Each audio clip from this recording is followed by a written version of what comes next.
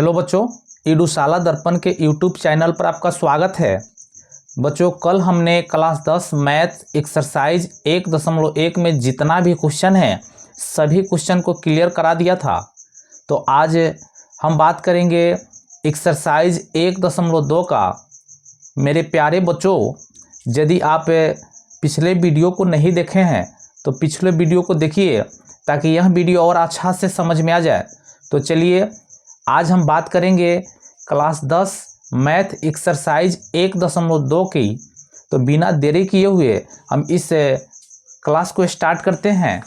आप सभी जुड़ जाइए और कलम कॉपी लेकर बैठ जाइए। जो भी चीज़ पढ़ा रहे हैं उसको आप फेयर ज़रूर कीजिएगा, नोट्स ज़रूर बनाइएगा ताकि यही चीज़ आपके एग्ज़ाम में काम आएगा। हाँ, और दूसरी बात, इसको रिवीजन ज़रूर कीजिएगा। एक क्वेश्चन को कम से कम 2 से 3 बार बनाना है ताकि क्वेश्चन और अच्छा से समझ में आ जाए। तो चलिए हम बिना देरी किए हुए इसे स्टार्ट करते हैं। तो मेरे प्यारे बच्चों, अब हम क्वेश्चन को बनाते हैं, ज़रा ध्यान दीजिएगा और अच्छा से समझिएगा। पहला नंबर क्वेश्चन है 140। तो क्वेश्चन में लिखा हुआ है निम्नलिखित संख्याओं को अभाज्य गुणनखंड के गुणनफल के रूप में व्यक्त करना है। पहले इसको तोड़कर अभाज्य गुणनखंड बनाएंगे और उसे गुना के रूप में लिख देंगे, वहीं अभाज्य गुणनखंड के गुणनफल हो जाएगा।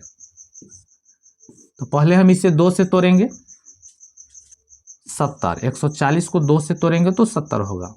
70 को 2 से तोड़िए, 35। 35 2 से नहीं टूटेगा, 5 से टूटेगा। यहाँ 7 × 5 = 35। अब 140 को ना गुना के रूप में लिख देंगे। ये जो संख्या देख रहे हैं 2, 2, 5, 7, यही अभाज्य संख्या है, इसलिए अभाज्य गुणनफल लिखा हुआ है, गुणनखंड लिखा हुआ है। तो अभाज्य गुणनखंड तो हमने कर दिया, अब इसे गुणनफल के रूप में यानी गुना के रूप में लिख देंगे।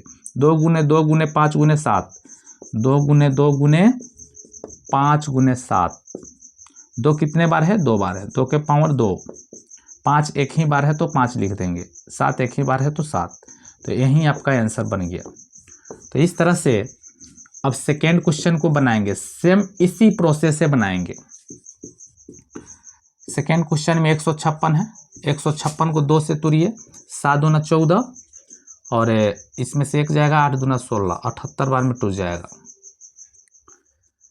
फिर अब 2 से तोड़ते हैं, 3 × 6, 9 × 18, 2 से टूट गया। 3 से तोड़ते हैं, 13 × 3 = 40, अब नहीं टूटेगा। तो 156 को हम कैसे लिखेंगे? 2 कितने बार है? 2 बार, 2 के पावर 2 गुना, गुणनफल के रूप में लिखना है इसलिए यहाँ गुना लिखे हैं। 3 एक ही बार है 3 और 13 जो है एक ही बार है 13। तो यही आपका आंसर बन जाएगा। इस तरह से क्वेश्चन नंबर 3 को भी बना देते हैं। 38 25 है, 38 25 है ना। 38 25 को हम कितना से तोड़ेंगे? 2 से तो टूटेगा नहीं, तो इसे ना हम 3 से तोड़ने की कोशिश करेंगे। 5 से तो टूटेगा ही, लेकिन चेक लेते हैं 3 से टूट रहा है कि नहीं। 5 × 8 = 11 और 2 13, 13 × 5 = 18, यानी जोड़ने पर 18 आ रहा है, 3 से कट जाएगा।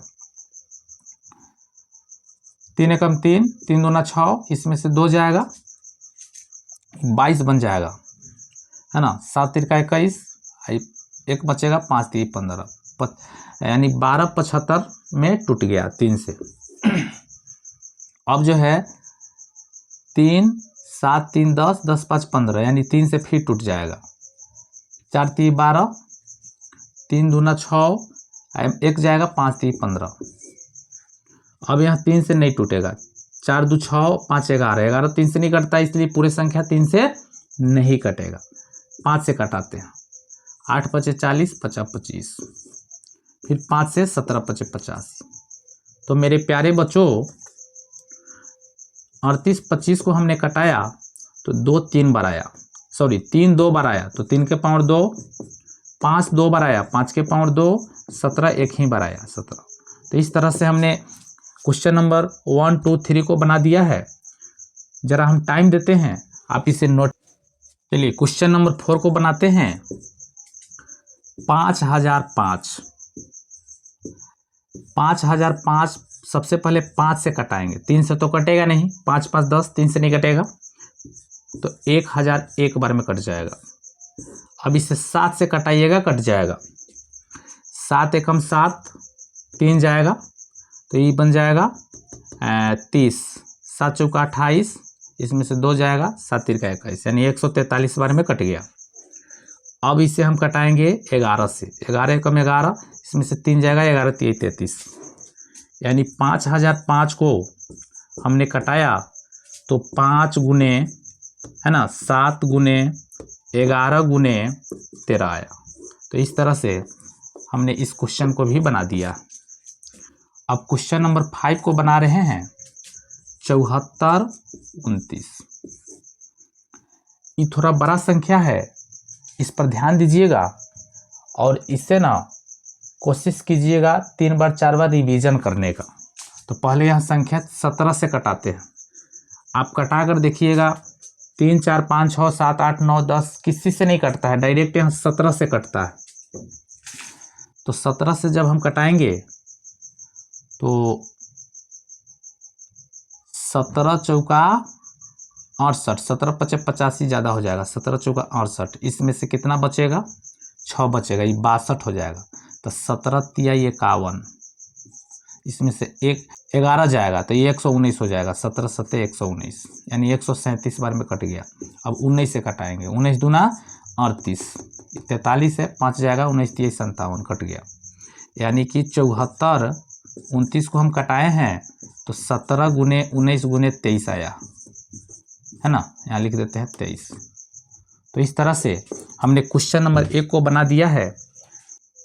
क्वेश्चन को समझिए, लिखा हुआ पहले आप HCF निकालिए, उसके बाद LCM निकालिए, उसके बाद जांच कीजिए। क्या कीजिए, जांच कीजिए। क्या जांच करना है, तो दो संख्याओं का गुणनफल यानी दोनों का गुना करने पर HCF और LCM के गुणनफल के बराबर होना चाहिए।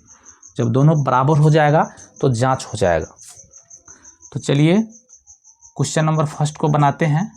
क्या है, 26 और 91। तो बच्चों इसमें लिखा नहीं है कि आप यूक्लिड विभाजन से ही HCF बनाइए, आप किसी भी मेथड से HCF LCM बना सकते हैं। तो हम भाग विधि से बना रहे हैं, इसको घेरते हैं। 26 तिहाई 6 तिरका 18, 3 दूना 6, 1 7, 78 आया।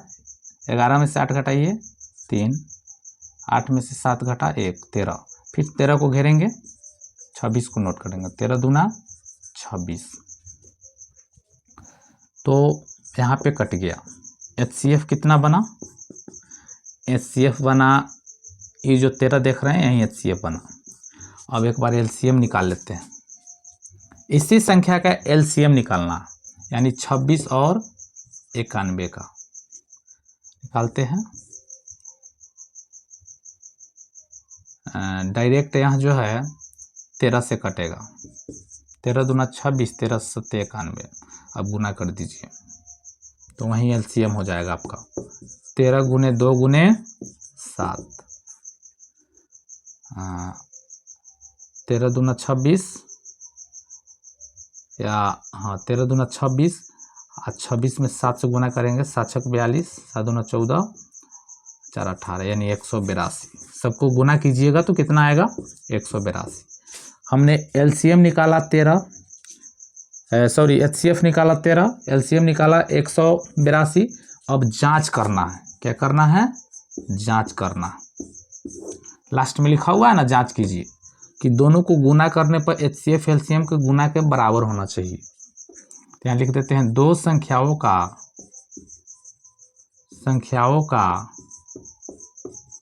गुणनफल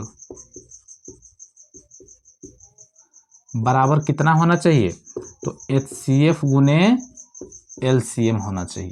तो दो गो संख्या कौन कौन है, तो देखिए 26 और 91 है। 26 और 91 को गुना करने पर कितना आना चाहिए, HCF LCM के गुना के बराबर आना चाहिए। तो HCF तो मेरा 13 है, 13 लिख देंगे। LCM कितना है, तो 182 है, यानी दोनों का गुना आपस में बराबर होना चाहिए।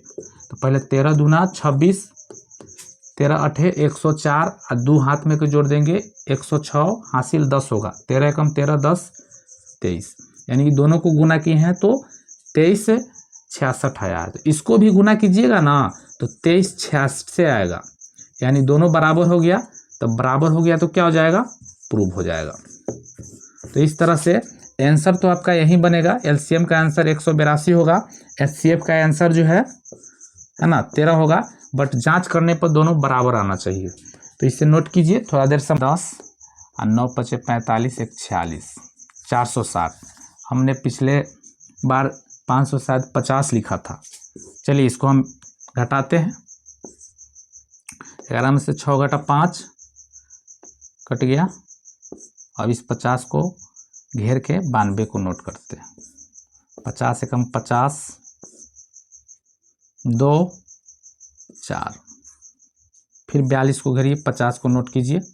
50 से कम 50, सॉरी 42 से कम 42, 8 से साया 50 में से 42 घटेगा 8 है ना। 42 को नोट कीजिए। 8 पचे 40, 2 से साया 2 को घेरिए, 8 को नोट कीजिए। 4 दूना 8 कट जाएगा, यानी कि एचसीएफ कितना आ गया, एचसीएफ 2 आया। अब एक बार एलसीएम निकालेंगे। एलसीएम निकालने के लिए किसी भी विधि से निकाल सकते हैं, यानी 510 और 92 ऐसे घेर कर भी हम निकाल सकते हैं। तो चलिए निकालते हैं। पहले 2 से कटाते हैं। 2 दूना 4 है ना, 2 दूना 4, अब 5 दूना 10, 5 दूना 10, 255 बार में कट जाएगा। 46, 40 दूना 92।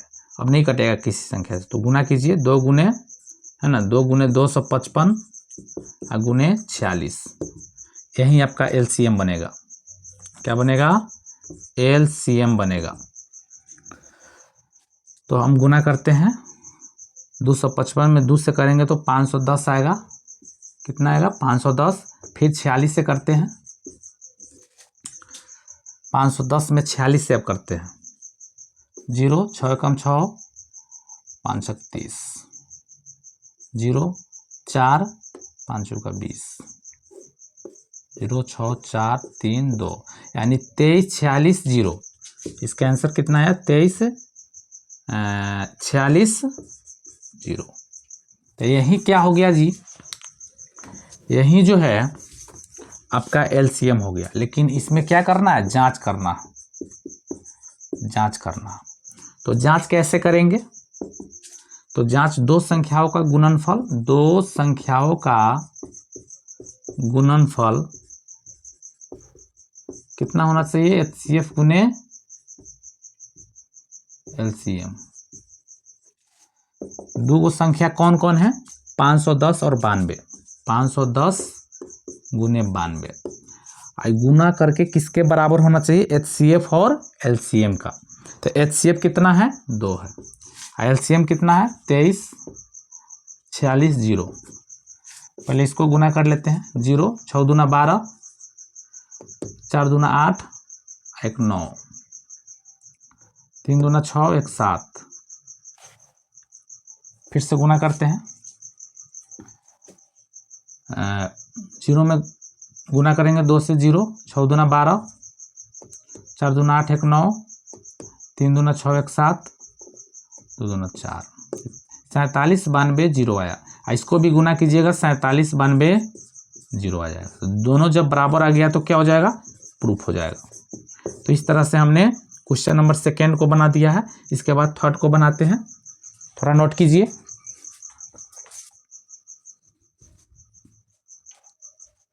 चलिए, तो क्वेश्चन नंबर हमने 2 बना दिया है। अब क्वेश्चन में 1st एंड 2nd बना दिए हैं। क्वेश्चन नंबर 3 को बनाते हैं, जरा ध्यान दीजिएगा। तो क्वेश्चन नंबर 3 है 336 और 54। इसका एचसीएफ एलसीएम निकालने के बाद जांच करना। तो पहले हम एचसीएफ निकालते हैं। 336 और 54 को यहाँ लिखते हैं। 54 में हम 6 से गुना करेंगे तो 6 चौका 24 और 6 पचे 30, हासिल 2 32। यहाँ घटाइए 2, 3 में से 2 घटा 1, 3 3 कट जाएगा और इस 12 को घेर देंगे। 54 को यहाँ नोट करते हैं। 12 चौका 48, 12 पचे 60 ज़्यादा होता। 14 में से 8 घटाइए 6, यहाँ 4 4 कट जाएगा। फिर इस 6 को घेर कर 12 को यहाँ नोट करेंगे। 6 दूना 12, इसलिए यहाँ जो HCF आया वह 6 आया। अब एक बार LCM निकालेंगे। तो LCM कैसे निकालते हैं? 336 और 54 का तो फिर से हम भाग विधि से निकाल लेते हैं। 2 से कटाइए, 2 एकम 2, 6 दूना 12, 8 दूना 16, यानी 168 बार में 336 कट गया। 54 है, 54 को 2 से कटाएंगे 27, 7 8 15, यानी 3 से कट जाएगा। 5 3 15, 1 जाएगा, 6 तिरका 18, 9 तिरका 27। अब जो है 56 और 9 किसी संख्या से नहीं कटेगा, तो हम LCM डायरेक्ट निकाल लेते हैं। LCM निकालने के लिए सबको क्या करते हैं? गुना करते हैं। 2 गुने 3 गुने 56 गुने 9। तो मेरे प्यारे बच्चों, पहले हम 3 में 2 से गुना करेंगे, 2 में 3 से, 3 दूना 6 और 6 में 9 से कर लीजिए, 6 9 54 और 54 में 56 से करते हैं, है ना। 56 गुने 54, 6 चौका 24, हासिल 2, 5 चौका 20 और 2 22, 5 छक 30 के 0, हासिल 3, 50 25 3 28, 4 2 8 2 10, हासिल 1, 2 1 3, यानी LCM कितना आया? तो 3024।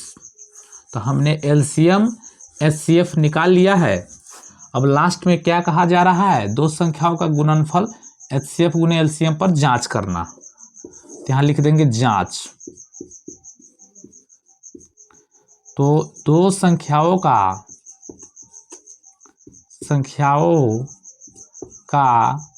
गुणनफल बराबर HCF गुने LCM, इसी मेथड से जांच करना।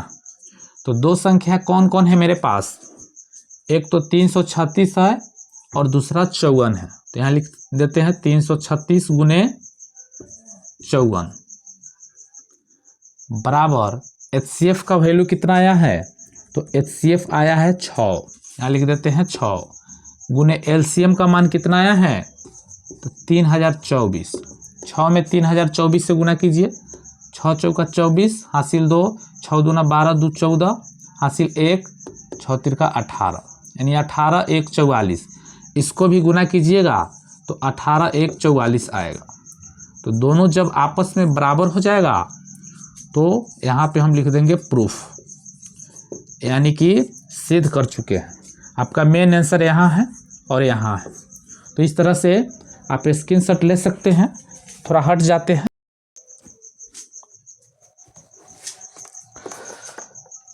तो चलिए क्वेश्चन नंबर 3 को बनाते हैं। क्वेश्चन नंबर 3 क्या है?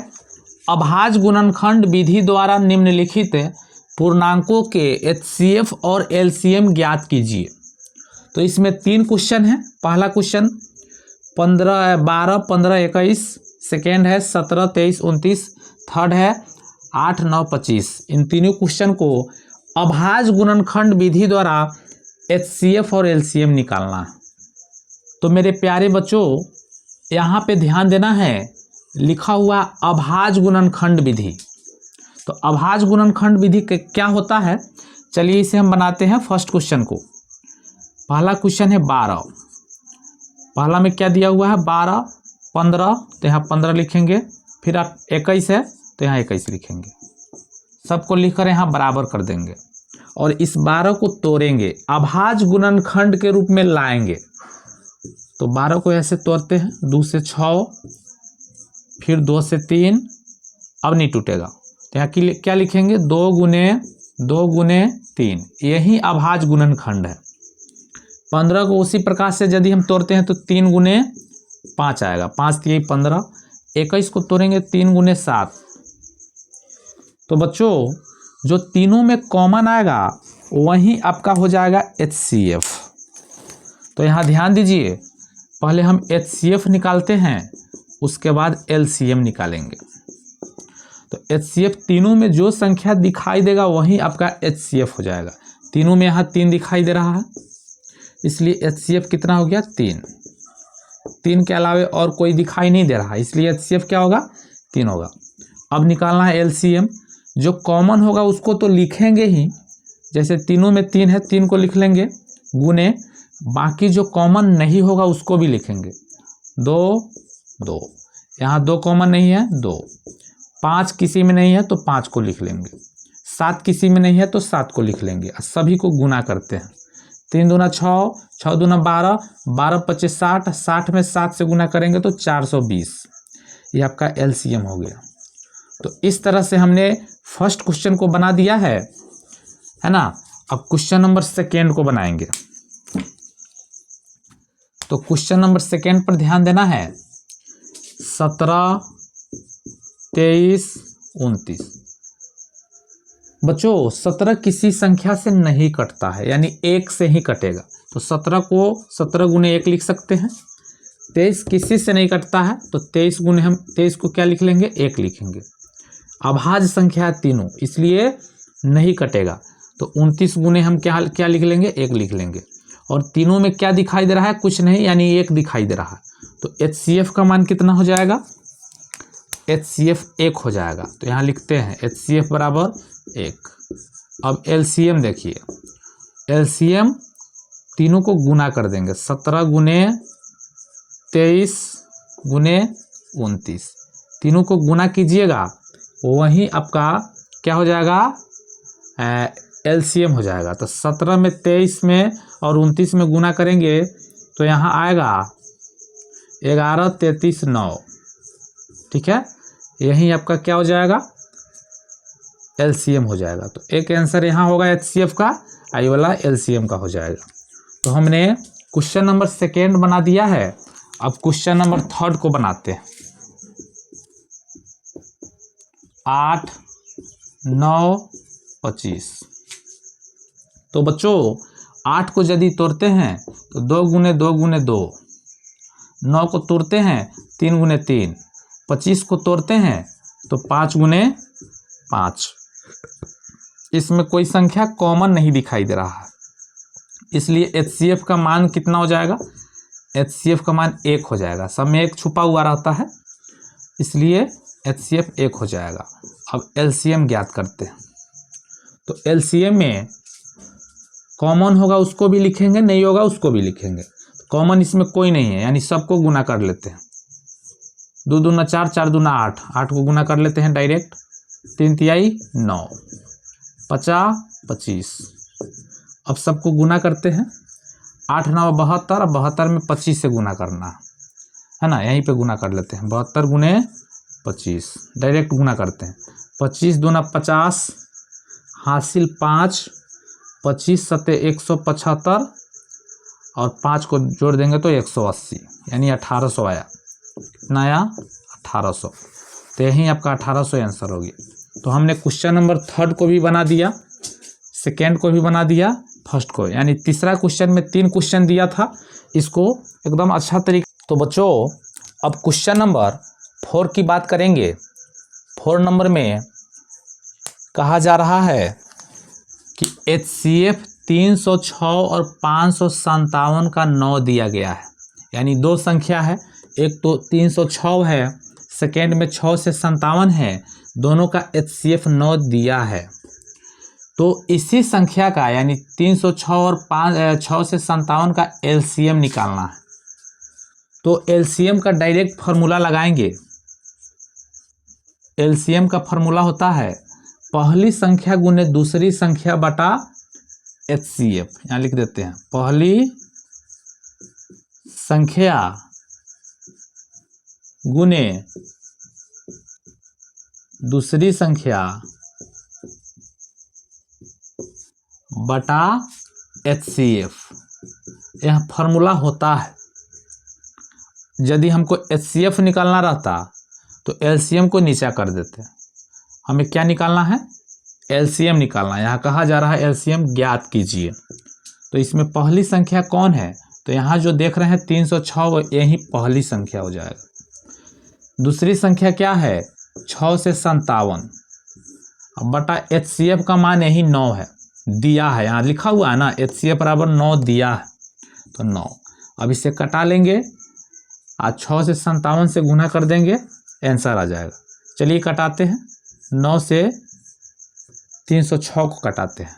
9 तिरका 27, 30 है तो इसमें से 3 बचेगा तो यह 36 हो जाएगा। 9 चौका 36 यानी 34 बार में कट गया।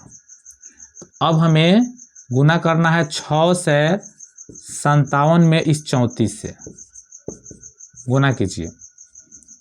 7 चौका 28 के 8 हासिल 2, 5 चौका 20 2 22 हासिल फिर 2, 6 चौका 24 2 26, 7 तिरका 21, 5 तिया 15 और 2 हासिल 17, फिर जो है हासिल 1, 6 तिरका 18 1 19, 8 3 7 6 13 हासिल 1, 9 2 11 1 12 1 1 2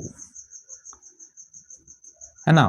फिर से देखिए 8 2 1 3 7 6 13 9 2 11 1 12 1 हासिल 1 2, यानी गुना करने पर कितना आया है 22 33 8।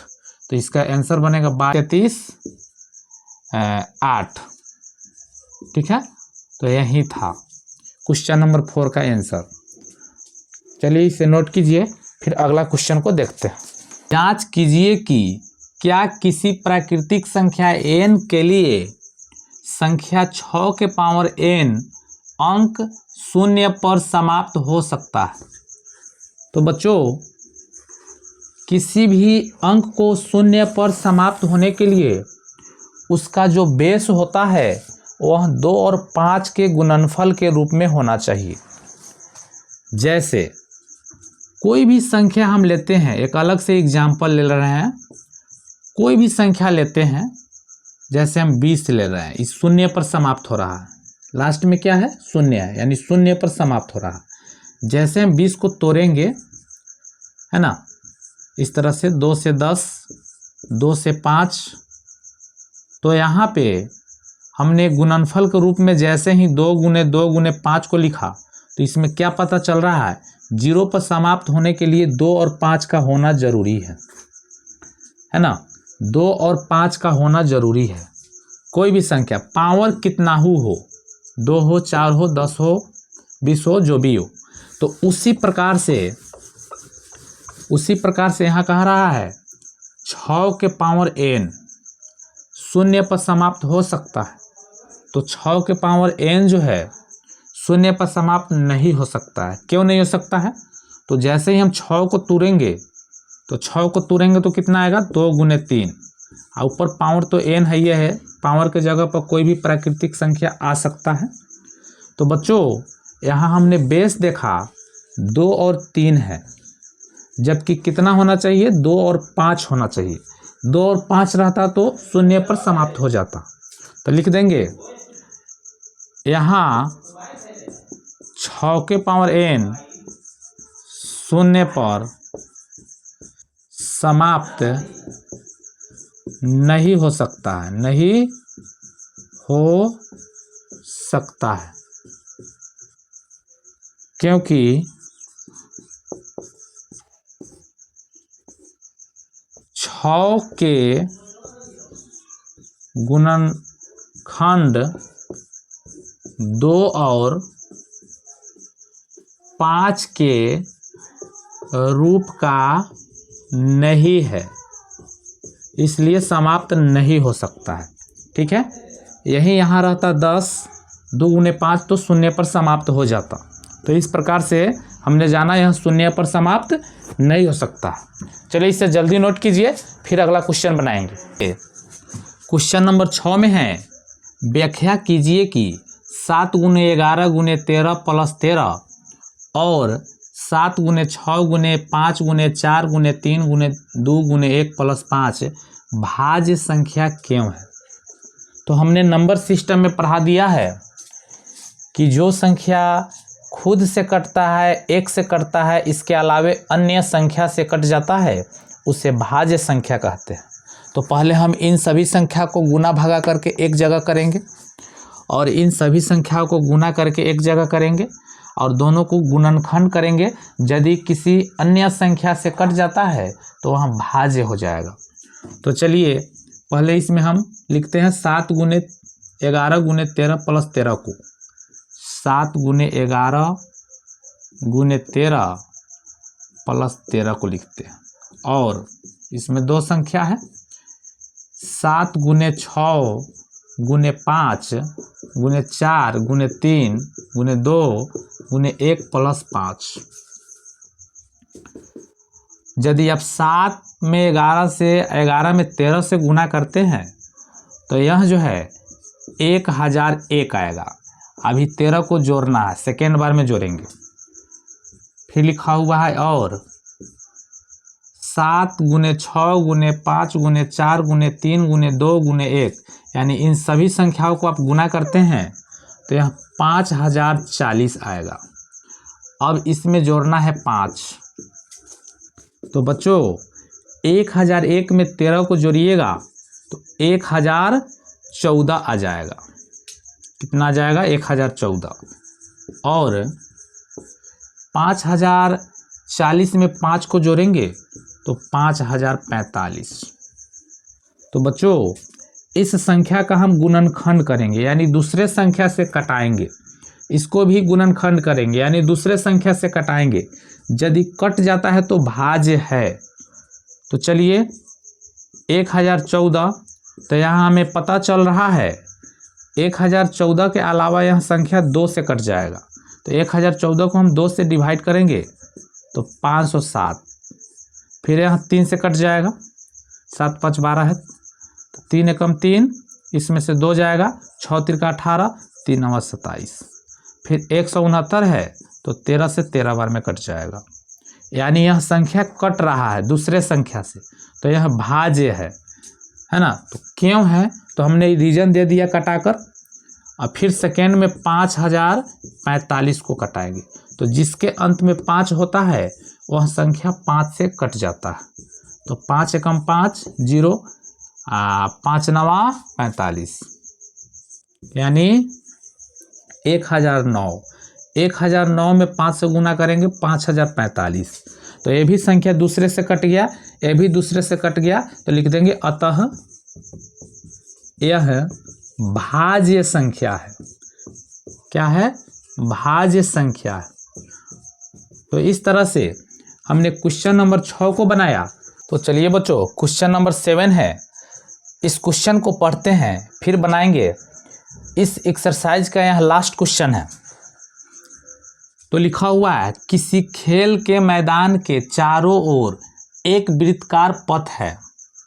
इस मैदान का एक चक्कर लगाने में सोनिया को 18 मिनट, यहाँ ध्यान दीजिएगा, 18 मिनट लगते हैं, जबकि इसी मैदान का एक चक्कर लगाने में रवि को 12 मिनट लगता है।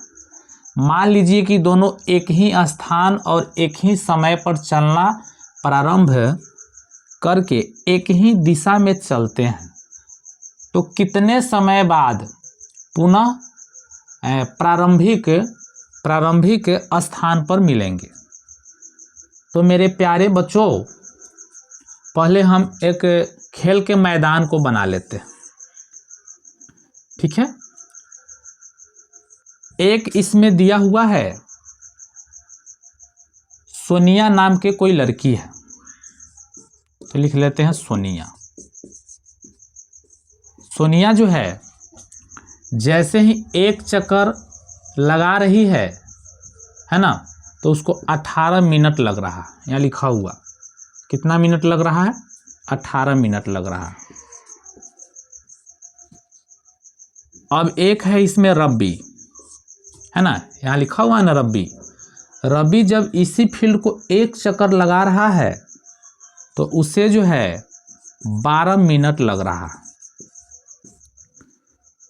तो बताना है कब वह यानी कितने समय बाद पुनः प्रारंभिक स्थान पर मिलेंगे। चलिए तो इस फील्ड को थोड़ा बगल में बना लेते हैं, बनाने में आसानी हो जाएगा। तो बच्चों पहले हम सोनिया को देखते हैं। सोनिया जो है पहिलका चक्कर में 18 मिनट लग रहा, यानी एक चक्कर लगा रही हो तो यहाँ पे आ जा रही है तो 18 मिनट। जैसे ही दूसरा चक्कर लगाएगी तो 36 मिनट हो जाएगा। कितना मिनट हो जाएगा? 36 मिनट। तीसरा चक्कर लगाएगी तो 18 तिरी 54 मिनट हो जाएगा। यानी 1 मिनट में 18 चक्कर है तो 3 मिनट में 54 चक्कर ना होगा, 3 चक्कर में 54 मिनट होगा। तो इस तरह से अब रवि को देखते हैं। दूसरा चक्कर में रवि 24 मिनट हो जाएगा, क्योंकि एक चक्कर में रवि 12 मिनट है तो दूसरा चक्कर में 24 मिनट होगा ना। तीसरा चक्कर में 12 तिहाई 36 मिनट हो जाएगा। इस तरह से यह प्रक्रिया जारी रहेगी, है ना, इस फील्ड को चक्कर लगाने में। तो बताइए कब वह प्रारंभिक स्थान पर पहुंचेगा, यानी दोनों में कौन से सेम दिखाई दे रहा? 18 तो सेम है नहीं, शुरू में जो मिल जाएगा वहीं सेम हो जाएगा, क्योंकि प्रारंभिक का मतलब होता है शुरू में जो मिल गया वहीं हो जाएगा। तो यहाँ देखो 36 शुरू में मिल रहा है, रेड मार्क कर देते हैं। यहाँ पे 36 मिल रहा और यहाँ पे 36। 36 से पहले कोई सेम संख्या मिल रहा है? नहीं मिल रहा, इसलिए प्रारंभिक स्थान यानी 36 मिनट पर एक जगह वहाँ मिल जाएगा। इसलिए इसका आंसर कितना हो जाएगा? 36 मिनट। ठीक है, तो इस क्वेश्चन को नोट कीजिए। यानी एक्सरसाइज 1.2 में जितना भी क्वेश्चन है सभी क्वेश्चन को हमने बना दिया है। तो बच्चों इन सभी क्वेश्चन को आप 2 से 3 बार रिवीजन कीजिए ताकि क्वेश्चन और आसान हो जाए, और नोट्स जरूर बनाइए। थैंक यू, चलते हैं, फिर मिलेंगे अगले वीडियो में।